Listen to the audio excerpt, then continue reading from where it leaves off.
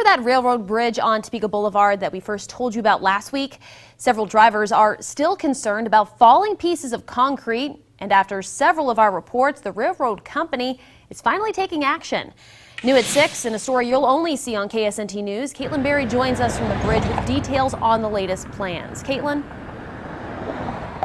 Last Thursday, I talked to Jeffrey Nichols, a concerned driver who says his truck was damaged by a piece of concrete that fell from this bridge. He contacted the railroad company that owns the bridge, and so did we. BNSF Railroad says they sent an inspector right out, but what happened to Nichols' car isn't their fault. They blame a damaged piece of the curb. Now, that just didn't quite make sense to us, so we kept asking questions, and after seeing our reports last week, now they've changed their tune.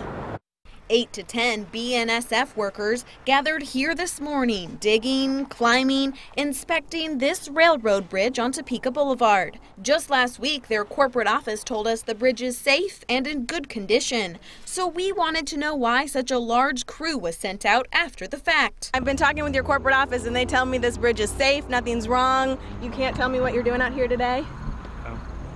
Nothing? No comment. No comment? Yeah. You can't tell? It's against our rules. Okay. It really is. They wouldn't answer my questions on camera, but what they would say... It's just we've had several complaints about safety and we just want to see what's going on. And we're addressing the issue, so... You're addressing the issue? I contacted their corporate office again to see if they would tell me more, and they did. They say the crew out there today was inspecting the bridge and creating a plan to better contain the ballast, these rocks that sit around the rails. No work on the bridge was actually done today. Jeffrey Nichols is just glad to see they're finally doing something. I'm grateful for that, that we can correct the wrongs that we see that other people can be injured by.